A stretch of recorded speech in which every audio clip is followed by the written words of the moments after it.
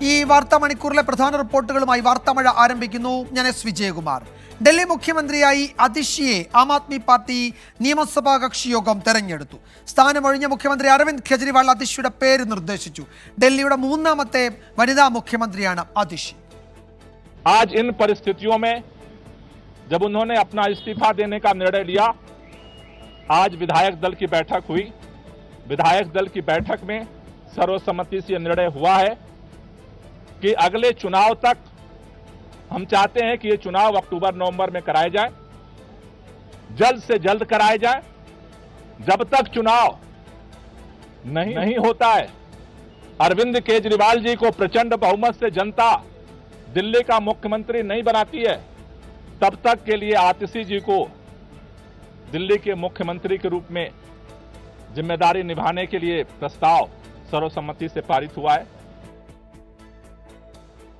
ഗോപാൽ റായ് അതിഷിയുടെ പേര് ഔദ്യോഗികമായി പ്രഖ്യാപിക്കുകയായിരുന്നു. വിനീത വി ജി വിവരങ്ങൾ നൽകും ഡൽഹിയിൽ നിന്ന്. വിനീത, മറ്റു പേരുകൾ ഉയർന്നു വന്നുവെങ്കിലും സ്വാഭാവിക ചോയ്സാണ് അതിഷി എന്ന് ഏറെക്കുറെ ഉറപ്പിച്ചിരുന്നു. അതിഷിയുടെ പേര് അരവിന്ദ് കെജ്രിവാൾ തന്നെ തീരുമാനിക്കുന്നു. അപ്പോൾ തെരഞ്ഞെടുപ്പിനെ നേരിടുന്നതിന് മുന്നോടിയായി നടത്തുന്ന ഒരു അഴിച്ചുപണി, ഒരു മുഖം മിനുക്കൽ എന്നൊക്കെ വേണമെങ്കിൽ നമുക്ക് ഇതിനെ വിശേഷിപ്പിക്കാം. എന്താണ് ആം ആദ്മി പാർട്ടി നിയമസഭാ കക്ഷി യോഗത്തിൽ സംഭവിച്ചത്? കൂടുതൽ വിവരങ്ങൾ എന്തൊക്കെയാണ്?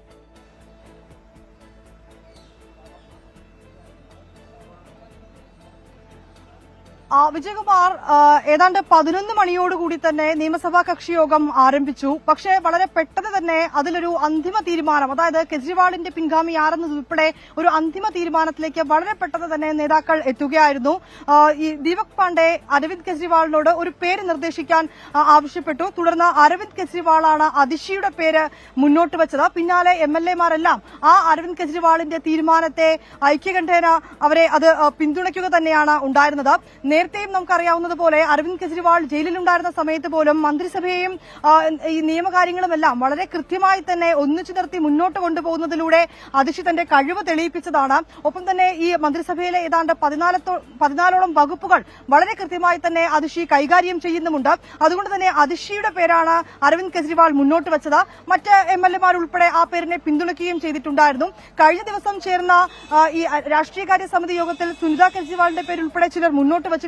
പക്ഷേ സുനിത കെജ്രിവാൾ തന്നെ അത്തരത്തിലേക്കുള്ളൊരു തീരുമാനത്തിലേക്ക് ഒരു വിമുഖത അവർ പ്രകടിപ്പിച്ചിട്ടുണ്ടായിരുന്നു. കാരണം അങ്ങനെയുള്ള ഉത്തരവാദിത്തത്തിലേക്ക് എത്താൻ അവർ തയ്യാറായിരുന്നില്ല. ഒപ്പം തന്നെ അരവിന്ദ് കെജ്രിവാളും അതിനോട് ഒരു താല്പര്യം കാണിച്ചിരുന്നില്ല. കാരണം ഒരുപക്ഷെ പിന്നീട് അത് കുടുംബവാഴ്ച ഉൾപ്പെടെയുള്ള ചില ആരോപണങ്ങളിലേക്ക് പ്രതിപക്ഷ പാർട്ടികൾക്ക് ഒരു ആയുധം ഇട്ടുകൊടുക്കൽ തന്നെയാകും. അതുകൊണ്ട് തന്നെയാണ് അതിഷി എന്ന ഒറ്റപ്പേരിലേക്ക് നേതാക്കൾ എല്ലാം എത്തിയത്. ഇപ്പോൾ ഞാൻ നിൽക്കുന്നത് അരവിന്ദ് കെജ്രിവാളിന്റെ വസതിക്ക് മുൻപിലാണ്. അതിഷി ഉൾപ്പെടെയുള്ള പ്രധാനപ്പെട്ട മന്ത്രിമാർ, ഒപ്പം തന്നെ മറ്റ് MLA-മാരെല്ലാം ഇപ്പോഴും ഈ അരവിന്ദ് കെജ്രിവാളിന്റെ വസതിയിൽ തന്നെയാണുള്ളത്. ഇന്ന് വൈകിട്ട് 4:30 അരവിന്ദ് കെജ്രിവാൾ ലഫ്റ്റനന്റ് ഗവർണറെ നേരിൽ കണ്ട ഈ രാജി സമർപ്പിക്കും. പിന്നാലെ അതിഷിയെ മുഖ്യമന്ത്രിയായി തെരഞ്ഞെടുത്ത കാര്യം അറിയിക്കും. അതിനുശേഷമായിരിക്കും സത്യപ്രതിജ്ഞ അടക്കമുള്ള മറ്റ് നടപടിക്രമങ്ങളൊക്കെ തന്നെ ഉണ്ടാവുക. വിജയകുമാർ സൂചിപ്പിച്ചതുപോലെ അതിഷിക്കൊപ്പം ഉയർന്നു കേട്ട മറ്റ് സുപ്രധാനപ്പെട്ട ചില പേരുകളുണ്ട്. അതിലേറ്റവും പ്രധാനമാണ് ഗോപാൽ റായിയുടെ പേര്.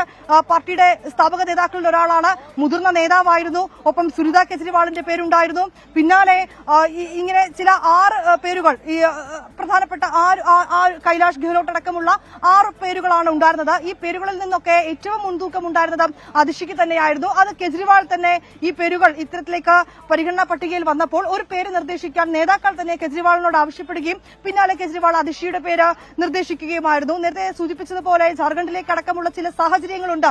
അതായത് ഈ ചെമ്പൈ സോറന്റെയും പിന്നീടുണ്ടായ വിഷയങ്ങളുമൊക്കെ മുൻനിർത്തിക്കൊണ്ട് ഏറ്റവും വിശ്വസ്തയായ ഒരാൾക്ക് ഈ മുഖ്യമന്ത്രി പദം നൽകുക എന്നത് തന്നെയായിരിക്കണം ഒരുപക്ഷെ അരവിന്ദ് കെജ്രിവാൾ കരുതിയിട്ടുണ്ടാവുക. അതുകൊണ്ട് തന്നെയാണ് താൻ ജയിലിൽ പോയപ്പോൾ വളരെ കൃത്യമായി കാര്യങ്ങൾ കൈകാര്യം ചെയ്തിരുന്ന അതിഷിയെ, ഏറ്റവും വിശ്വസ്തയായ ഏറ്റവും അടുപ്പമുള്ള അതിഷിക്ക് തന്നെ ആ ചുമതല നൽകിയിരിക്കുന്നത്. ഇനിയുള്ളത് ചില ഔദ്യോഗിക കാര്യങ്ങളാണ്. അക്കാര്യങ്ങളൊക്കെ തന്നെ വൈകിട്ട് ഈ മന്ത്രിസഭയിലേക്ക് കൂടുതൽ ആളുകൾ ഇപ്പോൾ നിലവിലുള്ള ഇപ്പോൾ എന്താണ് മനീഷ് സിസോദിയ ഇല്ല, അരവിന്ദ് കെജ്രിവാളിൽ. അപ്പോൾ കൂടുതൽ മന്ത്രിമാർ ക്യാബിനറ്റിലേക്ക് ഉണ്ടാകുമോ? പകരം ആരെങ്കിലും ഒക്കെ വരുമോ? ഒപ്പം ഈ പൂർണ്ണമായും തെരഞ്ഞെടുപ്പിന് ഒരുങ്ങുക എന്ന നിലയിലേക്ക് ആം ആദ്മി പാർട്ടി അതിൻ്റെ ഒരു തെരഞ്ഞെടുപ്പ് മൂഡിലേക്ക് എത്തുകയും കൂടി ചെയ്തിട്ടുണ്ട് ഈ തീരുമാനത്തോടെ, അല്ലേ?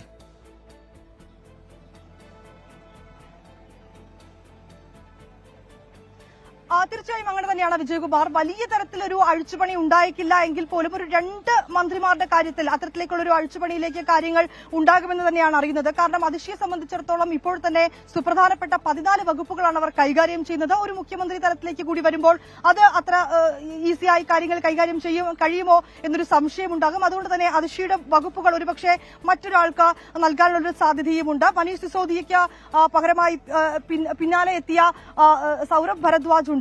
ഒരുപക്ഷെ അങ്ങനെയുള്ള ചില പരിഗണനകൾ അല്ലെങ്കിൽ അത്തരത്തിലേക്കുള്ള ചില അഴിച്ചുപണികൾ ആ മന്ത്രിസഭയിൽ ഉണ്ടാകും. ഒപ്പം തന്നെ ഇനിയൊരു 5 മാസക്കാലം മാത്രമാണ് മറ്റൊരു തെരഞ്ഞെടുപ്പിനായി ഉള്ളത്. അതുകൊണ്ട് തന്നെ ഈ അഴിച്ചുപണികൾ വലിയൊരു രീതിയിലേക്ക് ഉണ്ടാകുമെന്നുള്ള കാര്യത്തിൽ ഇപ്പോഴും നമുക്ക് ഒരു വ്യക്തതയില്ലെന്ന് കൂടി തന്നെ പറയേണ്ടി വരും. പക്ഷേ ചെറിയ രീതിയിലേക്കുള്ള ഒരു അഴിച്ചുപണി, അതിന് പിന്നാലെ ജനവിധി തേടി അരവിന്ദ് കെജ്രിവാൾ തിരിച്ചെത്തുമെന്നൊരു വിശ്വാസമാണ് ആം ആദ്മി പാർട്ടി നേതാക്കൾക്കുള്ളത്. പിന്നാലെ മന്ത്രിസ്ഥാനം, മുഖ്യമന്ത്രി സ്ഥാനം കൈമാറും എന്നൊക്കെയാണ് നേതാക്കൾ പറഞ്ഞിട്ടുണ്ടായിരുന്നത്. നേരത്തെ നമ്മളോട് പ്രതികരിച്ചിട്ടുണ്ടായിരുന്ന സൗരഭ് ഭരദ്വാജ് അടക്കം അത്തരം കാര്യങ്ങൾ തന്നെയാണ് മുന്നോട്ട് വെച്ചത്. വിജയകുമാർ. യെസ്, വിനീത വിജിയാണ് വിവരങ്ങൾ നൽകിയത്. അരവിന്ദ് കെജ്രിവാളിന്റെ ഔദ്യോഗിക വസതിക്ക് മുന്നിൽ നിന്നാണ് വിനീത വിശദാംശങ്ങൾ പങ്കുവച്ചത്. അതിഷി മുഖ്യമന്ത്രിയാകും. ആം ആദ്മി പാർട്ടിയുടെ നിയമസഭാ കക്ഷി യോഗത്തിലാണ് തീരുമാനമുണ്ടായത്. ഇന്ന് വൈകിട്ട് ലഫ്റ്റനന്റ് ഗവർണറെ കണ്ട് അരവിന്ദ് കെജ്രിവാൾ രാജിക്കത്ത് കൈമാറുകയും ഒപ്പം അതിഷിയെ പുതിയ നിയമസഭാ കക്ഷി നേതാവായി തെരഞ്ഞെടുത്ത വിവരം കൈമാറുകയും ചെയ്യും. 4:30-ക്കാണ് അരവിന്ദ് കെജ്രിവാൾ ലഫ്റ്റനന്റ് ഗവർണറെ കണ്ട് രാജിക്കത്ത് കൈമാറും. പുതിയ സർക്കാർ രൂപീകരണത്തിനുള്ള നടപടികൾ ഇന്ന് തന്നെ ഉണ്ടാകും. അതിഷിയെ തെരഞ്ഞെടുത്തുകൊണ്ടുള്ള കത്തും ലഫ്റ്റനന്റ് ഗവർണർക്ക് കൈമാറും. ഇന്നത്തെ മറ്റൊരു പ്രധാന റിപ്പോർട്ടിലേക്ക് വാർത്താമഴ കടക്കുകയാണ്. നടിയെ ആക്രമിച്ച കേസിൽ മുഖ്യപ്രതി പൾസർ സുനിക്ക് സുപ്രീം കോടതി ഉപാധികളുടെ ജാമ്യം അനുവദിച്ചു. വിചാരണ നടപടികൾ നീണ്ടുപോകുന്ന പശ്ചാത്തലത്തിലാണ് കോടതിയുടെ തീരുമാനം. വിചാരണ വൈകുന്നതിനെ കോടതി വിമർശിക്കുകയും ചെയ്തു. കേസിലെ നടപടികൾക്ക് ഇനി എത്ര ദിവസം വേണ്ടിവരും എന്ന് സുപ്രീം കോടതി ചോദിച്ചു. ജാമ്യം നൽകുന്നതിനെ പ്രോസിക്യൂഷൻ കോടതിയിൽ ശക്തമായി എതിർത്തിരുന്നു. ആർ രാധാകൃഷ്ണൻ ഡൽഹിയിൽ നിന്ന് വിവരങ്ങൾ നൽകും. ആർക്കെ, ഈ ജാമ്യം അനുവദിച്ചുകൊണ്ടുള്ള ഉത്തരവിൻ്റെ പകർപ്പും അതിൻ്റെ കൂടുതൽ വിവരങ്ങൾ പുറത്തു വന്നിട്ടുണ്ടോ? വിചാരണ വൈകുന്നു എന്നത് മാത്രമാണോ ജാമ്യം നൽകാനുള്ള കാരണം? ഇപ്പോൾ വിചാരണയുടെ അതിൻ്റെ സുപ്രധാന ഘട്ടം കഴിഞ്ഞു, ഇനിയിപ്പോൾ വിധി പറയുക എന്നതിലേക്കൊക്കെ കടക്കാൻ പോവുകയാണ്. അക്കാര്യം കോടതിയിൽ പ്രോസിക്യൂഷൻ വിശദീകരിച്ചതായിരുന്നുവല്ലോ. അപ്പോഴും ആ വിചാരണയുടെ പേരിൽ കോടതി ജാമ്യം അനുവദിച്ചു എന്നാണോ നമ്മൾ കരുതേണ്ടത്? പൾസർ സുനിയെ പ്രതിനിധീകരിച്ച് ശ്രീറാമാണ് സുപ്രീം കോടതിയിൽ ഹാജരായത്. അദ്ദേഹം ഉന്നയിച്ച വാദങ്ങളിൽ ഏറ്റവും പ്രധാനപ്പെട്ടത് ഈ കേസിന്റെ വിചാരണയിലെ അസ്വാഭാവികതയാണ്. ഈ കേസിന്റെ വിചാരണയിലെ അസ്വാഭാവികത എന്ന രീതിയിൽ അദ്ദേഹം ചൂണ്ടിക്കാട്ടിയ ആദ്യ ഘടകം മറ്റ് പ്രതികൾക്കെല്ലാം ജാമ്യം ലഭിച്ചു. 6 പ്രതികൾക്ക് ജാമ്യം ലഭിക്കുന്ന സാഹചര്യം ഉണ്ടായി. താൻ മാത്രമാണ്, അല്ലെങ്കിൽ പൾസർ സുനി മാത്രമാണ് ഇപ്പോഴും ജാമ്യം ലഭിക്കാതെ കഴിയുന്നത്. വിചാരണ ചെയ്യുന്ന ഘട്ടത്തിലുണ്ടായ അസ്വാഭാവികത അത് ഈ അന്വേഷണ ഉദ്യോഗസ്ഥനെ 87 ദിവസം വിചാരണ ചെയ്തത് ഉൾപ്പെടെയുള്ള കാര്യങ്ങൾ ഈ പ്രതിഭാഗത്ത് ഏറ്റവും പ്രമുഖൻ എന്ന രീതിയിൽ വിശേഷിപ്പിക്കപ്പെടുന്ന നടന്റെ ഭാഗത്ത് ഉണ്ടായപ്പോൾ പ്രോസിക്യൂഷൻ ഇക്കാര്യത്തിൽ അഥവാ വിചാരണ കോടതി ഉൾപ്പെടെ ഇക്കാര്യത്തിൽ ഏതെങ്കിലും വിധത്തിൽ ഫലപ്രദമായിട്ടുള്ള ഒരു നടപടി സ്വീകരിച്ചില്ല. അതിന്റെ ഭാഗമായിട്ട് വിചാരണ അനന്തമായിട്ട് നീണ്ടു പോകുന്നു. ആരോഗ്യപരമായിട്ടുള്ള നിരവധി ബുദ്ധിമുട്ടുണ്ട്. അറസ്റ്റ് ചെയ്യപ്പെട്ടതിന് ശേഷം 7.5 വർഷമായി താൻ കസ്റ്റഡിയിലും ജയിലിലുമായി കഴിയുന്നു. സ്വാഭാവികമായിട്ടും ലഭിക്കാവുന്ന ശിക്ഷയുടെ ഏതാണ്ട് ഭൂരിപക്ഷം സമയത്തോളം താൻ ജയിലിൽ കഴിയുന്ന ഒരു സാഹചര്യം ഉണ്ടായി. എന്നിട്ടും തനിക്ക് ജാമ്യം നൽകാതെ മുന്നോട്ട് പോവുകയാണ്. തനിക്കെതിരെ സർക്കാർ ഉയർത്തുന്ന ആക്ഷേപങ്ങൾ മറ്റു പ്രതികൾക്കെതിരെയും ബാധ്യസ്ഥമാണ്. ഇപ്പോൾ ഉയർത്തുന്ന ആക്ഷേപങ്ങളിൽ അഥവാ ഇപ്പോൾ നടക്കുന്ന വിചാരണയുടെ ഭാഗത്തുള്ള ഏതെങ്കിലും തെളിവ് ശേഖരണം താൻ ജയിലിൽ കഴിയേണ്ട ഒരു സാഹചര്യം അനിവാര്യമാക്കുന്നില്ല. മറിച്ച് അത്തരത്തിൽ അനിവാര്യമാക്കുന്ന പ്രധാനപ്പെട്ട ആരോപണം നേരിടുന്ന നടന്റെ അടക്കമുള്ള വിഷയങ്ങളിൽ ആ വിധത്തിലുള്ള ഏതെങ്കിലും ഒരു ആവശ്യം സംസ്ഥാന സർക്കാരിന്റെ ഭാഗത്തു നിന്നോ അഥവാ പ്രോസിക്യൂഷന്റെ ഭാഗത്തു നിന്നോ ഉണ്ടാകുന്നും ഇല്ല. ഇത് ഇരട്ട നീതിയാണ്. തനിക്ക് കൃത്യമായിട്ടുള്ള വിചാരണ നൽകുന്ന ഒരു ആനുകൂല്യം അത് തനിക്ക് ലഭിക്കുന്നില്ല എന്നാണ് പൾസർ സുനി വാദിച്ചത്. പൾസർ സുനിയുടെ വാദങ്ങളുടെ അടിസ്ഥാനത്തിൽ സംസ്ഥാന സർക്കാരിന് നോട്ടീസ് അയച്ച സുപ്രീം കോടതി ആ ഘട്ടത്തിൽ ഇതുമായി ബന്ധപ്പെട്ടിട്ടുള്ള വിചാരണ അന്വേഷണ ഉദ്യോഗസ്ഥന്റെ മൊഴി അടക്കമുള്ള ഏതാണ്ട് 87 ദിവസത്തോളം അദ്ദേഹത്തെ വിചാരണ ചെയ്തത് അടക്കമുള്ള കാര്യങ്ങൾ ചോദിക്കുകയും ചെയ്തിരുന്നു. ഇതിന്റെ അടിസ്ഥാനത്തിലാണ് സംസ്ഥാന സർക്കാർ സുപ്രീം കോടതിയിൽ കഴിഞ്ഞ ദിവസം സത്യവാങ്മൂലം സമർപ്പിച്ചത്. ആ സത്യവാങ്മൂലത്തിൽ പൾസർ സുനി പുറത്തുപോയാൽ നടിയുടെ ജീവിതത്തിന് അഥവാ ഈ ഇരയുടെ സ്വതന്ത്ര ജീവിതത്തിന് ബുദ്ധിമുട്ടുണ്ടാകുന്ന വിധത്തിലുള്ള പ്രശ്നങ്ങൾക്ക് കാരണമാകുമെന്നും ഇയാൾ ഒളിവിൽ പോകാനായിട്ടുള്ള സാഹചര്യം ഉണ്ടെന്നും ഭീഷണിപ്പെടുത്തലിന് അടക്കമുള്ള ഇടപെടലുകൾ നടത്തും എന്നും ഉൾപ്പെടെയുള്ള ആക്ഷേപങ്ങൾ സംസ്ഥാന സർക്കാർ ഉന്നയിച്ചു. ഇന്നും അതിശക്തമായിട്ടാണ് സംസ്ഥാന സർക്കാരിന്റെ ഭാഗത്ത് നിന്ന് മുതിർന്ന അഭിഭാഷകൻ ഇതിനു വേണ്ടി രഞ്ജിത് കുമാറിനെ ഹാജരാക്കിക്കൊണ്ട് സംസ്ഥാന സർക്കാർ ഇക്കാര്യത്തിൽ അവരുടെ വാദങ്ങൾ മുന്നോട്ട് വെച്ചത്. പക്ഷേ ആ ഘട്ടത്തിലും സുപ്രീം കോടതി ചൂണ്ടിക്കാട്ടിയത് ഈ കേസിന്റെ വിചാരണ അനന്തമായി നീണ്ടുപോകാനായി പ്രോസിക്യൂഷനും വിചാരണ കോടതിയും കാരണമായിരിക്കുന്നു. അത് ഏറ്റവും ഉചിതമായിട്ടുള്ള കാരണമായി പൾസർ സുനിക്ക് ജാമ്യം ലഭിക്കാനായി മാറുകയും ചെയ്യുന്നു. ഇത് അനുവദിച്ചേ മതിയാകൂ എന്നാണ് സുപ്രീം കോടതി വ്യക്തമാക്കിയത്. നടിക്ക് അഥവാ ഇരയ്ക്ക് എതിരെയുള്ള സുരക്ഷ ഉൾപ്പെടെയുള്ള കാര്യങ്ങളിൽ ഉന്നയിച്ച ആക്ഷേപങ്ങൾ പ്രധാനമാണ് എന്ന വിലയിരുത്തൽ തന്നെയാണ് സുപ്രീം കോടതി നടത്തിയത്. അങ്ങനെയുള്ള സാഹചര്യത്തിൽ ഏറ്റവും ശക്തമായിട്ടുള്ള വ്യവസ്ഥകൾ വിചാരണ കോടതിക്ക് ഈ ജാമ്യ വ്യവസ്ഥകളുടെ ഭാഗമായിട്ട് ഉൾപ്പെടുത്താവുന്നതാണ്. രാധാകൃഷ്ണനാണ് വിവരങ്ങൾ നൽകിയത്. കർശന ഉപാധികളോടെയാണ് പൾസർ സുനിക്ക് ജാമ്യം അനുവദിച്ചിരിക്കുന്നത്. പക്ഷേ ഈ വിചാരണ വൈകുന്നതാണ് ജാമ്യം നൽകാൻ കാരണമായി കോടതി സൂചിപ്പിച്ചത്. ആ വിചാരണ വൈകുന്ന സാഹചര്യത്തെ കോടതി വിമർശിക്കുകയും ചെയ്തു. ഈ പോലീസ് ഉദ്യോഗസ്ഥരുടെ വിസ്താരമടക്കം നീണ്ടുപോയി, ഇതെന്ത് തരം വിചാരണയാണ് എന്ന തരത്തിൽ കോടതിയുടെ ചില പരാമർശങ്ങൾ ഉണ്ടാവുകയും ചെയ്തു. അക്കാര്യത്തിലുള്ള കോടതിയുടെ അതൃപ്തി കൂടി ഈ ഘട്ടത്തിൽ ഈ ജാമ്യം അനുവദിച്ചുകൊണ്ട് നടത്തിയ പരാമർശങ്ങളിൽ കോടതി സൂചിപ്പിക്കുകയും ചെയ്തു. ആർ രാധാകൃഷ്ണനാണ് വിവരങ്ങൾ നൽകിയത്. വാർത്താമഴയിലേക്ക് വീണ്ടും സ്വാഗതം. ലൈംഗിക പീഡന പരാതിയിൽ സംവിധായകൻ VK പ്രകാശിന്റെ മൊഴി അന്വേഷണ സംഘം ഇപ്പോൾ എടുക്കുകയാണ്. തിരക്കഥ കേൾക്കാൻ വിളിച്ചു വരുത്തിയ ശേഷം കൊല്ലത്തെ ഹോട്ടലിൽ വെച്ച് VK പ്രകാശ് കടന്നു പിടിക്കാൻ ശ്രമിച്ചു എന്നായിരുന്നു പരാതിയിൽ. ആ പരാതിയിലാണ് പോലീസിന്റെ തുടർ നടപടികൾ. അരുൺ രാജ് വിശദാംശങ്ങൾ നൽകും. കൊല്ലത്ത് നിന്ന് അരുൺ, എന്തൊക്കെയാണ് വിവരങ്ങൾ? ഈ കോടതിയുടെ ജാമ്യം, മുൻകൂർ ജാമ്യം അനുവദിച്ച ഒരു സാഹചര്യം ഉള്ളതുകൊണ്ട് തുടർ നടപടികളിലേക്ക് പോകാൻ സാധ്യതയുണ്ടാകുമോ? മൊഴി രേഖപ്പെടുത്തൽ തുടങ്ങിയിട്ട് കുറേയേറെ സമയമായോ? വിജയകുമാർ, അല്പസമയം മുമ്പാണ് VK പ്രകാശിന്റെ മൊഴി രേഖപ്പെടുത്താനുള്ള നടപടിക്രമങ്ങൾ കൊല്ലം പള്ളിത്തോട്ടം പോലീസ് സ്റ്റേഷനിൽ ആരംഭിച്ചത്. VK പ്രകാശ് രാവിലെ തന്നെ ഇവിടെ എത്തിയിരുന്നു. 11:30 ഇവിടെ എത്തിയ VK പ്രകാശിന്റെ മൊഴി ഇപ്പോൾ രേഖപ്പെടുത്തിക്കൊണ്ടിരിക്കുകയാണ്. നേരത്തെ കോടതിയുടെ നിർദ്ദേശാനുസരണം ഒരുപക്ഷെ സ്റ്റേഷനിൽ നിന്ന് തന്നെ അറസ്റ്റ് രേഖപ്പെടുത്തി ജാമ്യത്തിൽ വിടുന്ന നടപടിയായിരിക്കും ഉണ്ടാവുക. അതിനപ്പുറമുള്ള കൂടുതൽ നടപടിയിലേക്ക് കടക്കാൻ നിലവിൽ പോലീസ് ആഗ്രഹിക്കുന്നില്ല. കാരണം ഈ കേസുമായി ബന്ധപ്പെട്ട കൂടുതൽ വിശദാംശങ്ങൾ തേടുക, ഇതുമായി ബന്ധപ്പെട്ട മൊഴി പൂർണ്ണമായും രേഖപ്പെടുത്തുക എന്നീ കാര്യങ്ങൾ മാത്രമാണ് ആദ്യഘട്ടത്തിൽ പോലീസിന്റെ ഭാഗത്തുനിന്ന് ഉണ്ടാവുക. ഈ കാര്യത്തിൽ നേരത്തെ പോലീസിന് മുമ്പാകെ എത്തിയ പരാതി കൊല്ലത്തെ ഒരു ഹോട്ടലിലേക്ക് വിളിച്ചു വരുത്തി ലൈംഗികപരമായി തിരക്കഥ കേൾക്കാനെന്ന വ്യാജനെ വിളിച്ചു വരുത്തി ലൈംഗികപരമായി പീഡിപ്പിച്ചു എന്ന പരാതിയായിരുന്നു ഉണ്ടായിരുന്നത്. ഈ പരാതിയിൽ പോലീസിന്റെ പ്രാഥമിക അന്വേഷണം നടത്തിയിരുന്നു. ഈ അന്വേഷണത്തിൽ VK പ്രകാശിന്റെ ഭാഗത്തുനിന്ന് അല്ലെങ്കിൽ VK പ്രകാശിനെതിരായ ആരോപണം ശരിയെന്ന് തെളിയിക്കുന്ന തെളിവുകളാണ് പോലീസിന് ആദ്യഘട്ടത്തിൽ ലഭിച്ചത്. ഹോട്ടൽ മുറിയിൽ താമസിച്ചതിനും ഇത് ഹോട്ടൽ ബുക്ക് ചെയ്തതും VK പ്രകാശ് ആണെന്ന് കൃത്യമായ അന്വേഷണ സംഘത്തിന് മനസ്സിലായിരുന്നു. അതിനുശേഷം ഈ പരാതിക്കാരിക്ക് 10,000 രൂപ VK പ്രകാശ് തൊട്ട് അടുത്ത മണിക്കൂർ തന്നെ ഇട്ടുകൊടുത്തതിന്റെ തെളിവും അന്വേഷണ സംഘത്തിൽ ലഭിച്ചു. ഇതിന്റെ അടിസ്ഥാനത്തിലാണ് പോലീസ് ഇപ്പോൾ ഈ VK പ്രകാശിന്റെ മൊഴി കൂടി രേഖപ്പെടുത്തി തുടർ നടപടികളിലേക്ക് കടക്കുന്നത്. തിരക്കഥ കേൾക്കാൻ വിളിച്ചു വരുത്തിയ ശേഷം കൊല്ലത്തെ ഹോട്ടലിൽ വെച്ച് VK പ്രകാശ് കടന്നു പിടിക്കാൻ ശ്രമിച്ചു എന്നായിരുന്നു പരാതി. ആ പരാതിയിലാണ് ഇപ്പോൾ മൊഴി രേഖപ്പെടുത്തുന്നത്. അന്വേഷണ സംഘം അരുൺ രാജാണ് വിവരങ്ങൾ നൽകിയത് കൊല്ലത്തുനിന്ന്. തമിഴ്നാട്ടിലെ തിരുനെൽവേലിയിൽ വാഹന അപകടം. ടാങ്കർ ലോറി ബൈക്കിലിടിച്ച ഒരു കുടുംബത്തിലെ 4 പേർക്ക് ദാരുണാന്ത്യം. ലോറി ഡ്രൈവർ കണ്ണനെ പോലീസ് കസ്റ്റഡിയിലെടുത്തു. മുഹമ്മദ് റഹീസ് ചെന്നൈയിൽ നിന്ന് വിവരങ്ങൾ നൽകും. മുഹമ്മദ് റഹീസ്, എങ്ങനെയാണ് ഈ അപകടം ഉണ്ടായത്? ഈ 4 പേരും ഒരു ബൈക്കിൽ സഞ്ചരിക്കുകയായിരുന്നു എന്നാണ് ഈ റിപ്പോർട്ടിൽ നിന്ന് മനസ്സിലാക്കേണ്ടത്, അല്ലേ?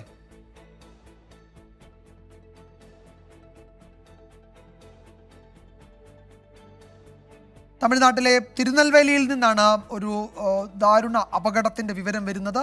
ടാങ്കർ ലോറി ബൈക്കിലിടിച്ച ഒരു കുടുംബത്തിലെ 4 പേർക്കാണ് ദാരുണാന്ത്യം. ലോറി ഡ്രൈവറെ പോലീസ് ഇപ്പോൾ കസ്റ്റഡിയിൽ എടുത്തിട്ടുണ്ട്. ഒരു ബൈക്കിൽ സഞ്ചരിച്ച ഒരു കുടുംബത്തിലെ ആളുകളാണ് അപകടത്തിൽപ്പെട്ടത് എന്നാണ് ഞങ്ങളുടെ ചെന്നൈ ബ്യൂറോ റിപ്പോർട്ട് ചെയ്യുന്നത്. അല്പസമയം മുമ്പാണ് ഈ അപകടം ഉണ്ടായത്. തിരുനെൽവേലിയിൽ വെച്ചായിരുന്നു ഈ വാഹനാപകടം.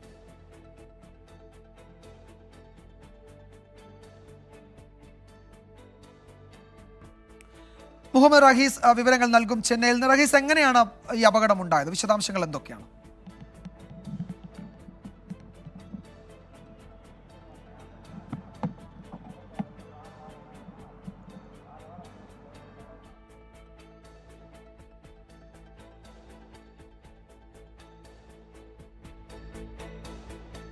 ാണ് ഈ അപകടമുണ്ടായിരിക്കുന്നത്. തിരുനെൽവേലിയിൽ ഉണ്ടായ വാഹനാപകടത്തിൽ ഒരു കുടുംബത്തിലെ 4 പേരാണ് ഇപ്പോൾ മരിച്ചത്. ഈ 4 പേരും ഒരു ബൈക്കിൽ തന്നെയായിരുന്നു സഞ്ചരിച്ചിരുന്നത്. കണ്ണൻ, ഇയാളുടെ ഭാര്യാമാതാവായ ആണ്ടാൾ, ഒപ്പം തന്നെ മരുമക്കളായ മാരീശ്വരി, സമീറ എന്നിവരാണ് മരിച്ചത്. ഇവരെല്ലാം തിരുനെൽവേലി സ്വദേശികളാണ്. ഈ ടാങ്കർ ലോറി വരുമ്പോൾ ബൈക്ക് വലതുവശത്തേക്ക് മാറുകയും ബൈക്ക് ഈ ടാങ്കർ ലോറിയുമായി കൂട്ടിയിടിക്കുകയും ചെയ്തു എന്നാണ് ഇപ്പോൾ ലഭിക്കുന്ന വിവരം. ഈ 4 പേരും സംഭവ സ്ഥലത്ത് വെച്ച് തന്നെ മരിച്ചു. ഇതിൻ്റെ ടാങ്കർ ലോറി ഡ്രൈവറായ കണ്ണൻ ഇപ്പോൾ പോലീസിൻ്റെ കസ്റ്റഡിയിലുണ്ട്. ഈ ക്ലീനർ ഈ സംഭവ സ്ഥലത്ത് വെച്ച് തന്നെ ഓടി രക്ഷപ്പെട്ടു എന്നാണ് ഇപ്പോൾ പോലീസ് പറയുന്നത്. ഇവരെല്ലാം തന്നെ ഒരു കുടുംബത്തിലെ അംഗങ്ങളാണ്, ഒപ്പം തന്നെ തിരുനെൽവേലി സ്വദേശികളാണ്. ഈ ഗംഗൈക്കൊണ്ടൻ ഭാഗത്തേക്ക് വരികയായിരുന്ന ടാങ്കർ ലോറിയാണ് അപകടത്തിൽപ്പെട്ടത്. അങ്ങനെ കുടുംബത്തിലെ 4 പേരും സംഭവ സ്ഥലത്ത് വെച്ച് തന്നെ മരിച്ചിട്ടുണ്ട്. വിജയകുമാർ, തമിഴ്നാട്ടിലെ തിരുനെൽവേലിയിലാണ് ഈ വാഹന അപകടമുണ്ടായത്. ടാങ്കർ ലോറി ബൈക്കിലിടിച്ച ഒരു കുടുംബത്തിലെ 4 പേർക്കാണ് ദാരുണാന്ത്യം. ലോറി ഡ്രൈവറെ കസ്റ്റഡിയിലെടുത്തു, ക്ലീനർ ഓടി രക്ഷപ്പെട്ടു. മുഹമ്മദ് റഹീസാണ് വിവരങ്ങൾ നൽകിയത് ചെന്നൈയിൽ നിന്ന്. വാർത്താമഴയിലേക്ക് വീണ്ടും സ്വാഗതം. കൊല്ലം മൈനാഗപ്പള്ളിയിൽ സ്കൂട്ടർ യാത്രക്കാരെ ഇടിച്ചിട്ട ശേഷം കാർ കയറ്റി കൊലപ്പെടുത്തിയ സംഭവത്തിൽ പ്രതികളെ പിടികൂടുന്ന ദൃശ്യങ്ങൾ 24-ന്. പിന്തുടർന്നെത്തിയവർ പ്രതികളായ അജ്മലിനെയും ശ്രീകുട്ടിയെയും പിടികൂടുന്ന ദൃശ്യങ്ങളാണിത്. ആദ്യം ആ ദൃശ്യങ്ങളിലേക്ക്.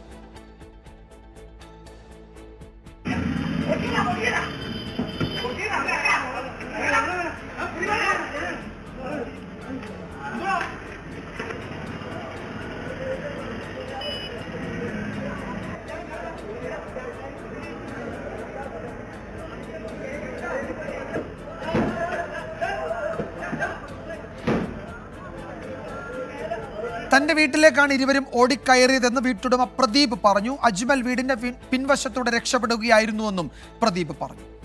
അജ്മലിനെ റോഡിലിട്ട് കൈകാര്യം ചെയ്തതിനു ശേഷം വീട്ടിലോട്ട് വളരെ കൂളായിട്ടാണ് വന്ന് കയറുന്നത്. പറഞ്ഞു അവിടെ നിൽക്കാൻ പറഞ്ഞു, അവിടെ കയറണ്ടെന്ന് പറഞ്ഞു, ഇറങ്ങാൻ പറഞ്ഞു. അപ്പോഴത്തെ കൈ തട്ടി മാറ്റി, വൈഫിന്റെ കൈ തട്ടി മാറ്റിയാണ് വീട്ടിലോട്ട് അതിക്രമിച്ച് കയറി. വീട്ടിലെ പല ഉപകരണങ്ങളും തട്ടിയാണ് അകത്തോട്ട് കയറുന്നത്. അടുക്കള വാതിൽക്കൽ അവൻ തുറന്ന് നേരെ പുറത്തോട്ടിറങ്ങി.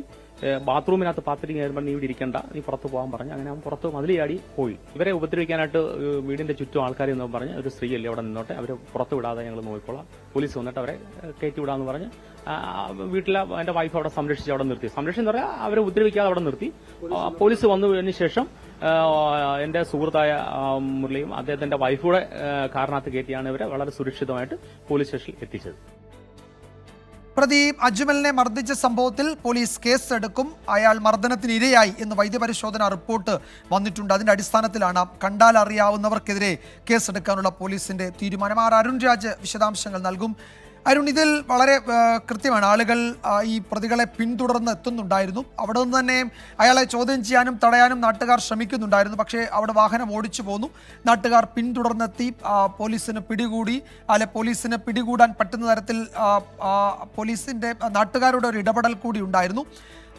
ഈ ദൃശ്യങ്ങളുടെ അടിസ്ഥാനത്തിൽ പോലീസിന് കൂടുതൽ നടപടികളിലേക്ക് കടക്കാൻ കഴിയുമോ? എന്താണ് അക്കാര്യത്തിലെ പോലീസിന്റെ ഒരു വിലയിരുത്തൽ? വിജയകുമാർ, ഈ മൈനാഗപ്പള്ളി സംഭവം എന്തായാലും വാർത്തകളടക്കം ഇടം പിടിക്കുകയും വലിയ രീതിയിൽ ചർച്ചയാവുകയും ചെയ്ത പശ്ചാത്തലത്തിൽ തന്നെയാണ് പോലീസ് ഇക്കാര്യത്തിൽ കൂടുതൽ ഒരു പഴുതടച്ച അന്വേഷണം, പഴുതടച്ച രീതിയിൽ കേസ് പൂർത്തിയാക്കാനുള്ള ശ്രമം നടത്തുന്നത്. പോലീസ് ഇക്കാര്യത്തിൽ പറയുന്നത് ആദ്യഘട്ടത്തിൽ ഈ പ്രതിയെ പിന്തുടർന്നു ആൾക്കാർ എന്ന കാര്യം പോലീസിന് CCTV ദൃശ്യങ്ങളുടെയും അതുപോലെ തന്നെ ഈ മൊബൈൽ ഫോണിലെ ദൃശ്യങ്ങളുടെ അടിസ്ഥാനത്തിൽ പോലീസിന് ലഭിച്ചിട്ടുണ്ട്. ഈ CCTV ദൃശ്യങ്ങളിൽ തന്നെ വ്യക്തമാണ് ഈ സംഭവം നടന്നതിന് ശേഷം ആ നാട്ടുകാർ ഈ വാഹനത്തെ പിന്തുടരുകയാണ്. തുടർന്ന് ഇടക്കുളങ്ങരയിൽ വെച്ചാണ് ഈ വാഹനത്തെ ഒരു മതിലിടിച്ച് നിർത്തിയ ശേഷമാണ് നാട്ടുകാർക്ക് ഇരുവരെയും പിടിക്കാൻ കഴിഞ്ഞത്. അവിടെ നിന്നാണ് ഒരു വീട്ടിലേക്ക് കയറുകയും അവിടെ നിന്ന് രക്ഷപ്പെടുകയും ചെയ്യുകയായിരുന്നു അജ്മൽ എന്നും പോലീസിനെ മനസ്സിലാക്കിയിട്ടുണ്ട്. ഇടക്കുളങ്ങര സ്വദേശി പ്രദീപിന്റെ വീട്ടിലായിരുന്നു ഈ അജ്മൽ ആദ്യം കയറി ചെന്നത്. പക്ഷേ അവിടെയും എന്തിനു വന്നു, അല്ലെങ്കിൽ എന്താണ് ഈ അടിക്ക് പിന്നിലെ സാഹചര്യം, ഈ നാട്ടുകാർ എന്തിനു തന്റെ കൂടെ വന്നു എന്ന കാര്യത്തിൽ വീട്ടുകാർ ചോദിച്ചെങ്കിൽ പോലും അജ്മൽ അക്കാര്യത്തിൽ യാതൊരു വ്യക്തതയും വരുത്തിയില്ല. പിന്നീട് പിറകെ വന്ന ഡോക്ടർ ശ്രീകുട്ടിയാണ് ഇക്കാര്യത്തിൽ തങ്ങൾ ഇത്തരം ഒരു അപകടമുണ്ടായി തങ്ങൾക്ക്, അതുകൊണ്ട് അതിന് പിന്നാലെയാണ് ഈ നാട്ടുകാർ എത്തിയതെന്ന വിശദീകരണം നൽകിയത്. എന്നാലും സംഭവത്തിൽ പോലീസ് വ്യക്തമായ ഒരു അന്വേഷണം, പഴുതടച്ച അന്വേഷണം ഇപ്പോൾ നടത്തി വരികയാണ്. പ്രദീപ് ഒരുപക്ഷെ ഇന്ന് തന്നെ കരുനാഗപ്പള്ളി പോലീസ് സ്റ്റേഷനിൽ തന്റെ വീട്ടിലേക്ക് ഇരുവരും അതിക്രമിച്ച് കയറിയെന്ന് ചൂണ്ടിക്കാട്ടി പരാതി നൽകാൻ സാധ്യതയുണ്ട്. പ്രദീപ് അക്കാര്യത്തിൽ നിയമ നടപടികളിലേക്ക് പോവുകയാണെന്നാണ് പ്രദീപ് അല്പസമയം മുമ്പ് നമ്മളോട് വ്യക്തമാക്കിയത്. മറ്റൊന്ന്, ഈ അജ്മലിനെ മർദ്ദിച്ചതുമായി ബന്ധപ്പെട്ട കേസാണ്. അജ്മലിന്റെ വൈദ്യപരിശോധന റിപ്പോർട്ടിൽ മർദ്ദനമേറ്റതായി രേഖപ്പെടുത്തിയിരുന്നു. ഈ കേസിൽ ഒരു 0 FIR രജിസ്റ്റർ ചെയ്ത് കരുനാഗപ്പള്ളി പോലീസ് സ്റ്റേഷന് കൈമാറാനാണ് നിലവിൽ ശാസ്താംകോട്ട പോലീസ് എടുത്തിരിക്കുന്ന തീരുമാനം. യെസ്, പിന്തുടർന്നെത്തുന്ന ആളുകൾ ജനക്കൂട്ടം പ്രതികളായ അജ്മലിനെയും ശ്രീകുട്ടിയെയും പിടികൂടുന്ന ദൃശ്യങ്ങളാണ് അതിലുള്ളത്. ഇനി ഈ ദൃശ്യങ്ങളുടെ അടിസ്ഥാനത്തിൽ ഇയാൾക്ക് മർദ്ദനമേറ്റു, പ്രതിക്ക് മർദ്ദനമേറ്റു എന്ന പരാതിയുണ്ട്. അപ്പോൾ അതിൽ കണ്ടാൽ അറിയാവുന്ന ആളുകൾക്കെതിരെ പോലീസ് ഒരു കേസ് എടുക്കുന്നുണ്ട്. അയാൾക്ക് മർദ്ദനമേറ്റു എന്ന വൈദ്യപരിശോധനാ ഫലം കൂടിയുണ്ട്.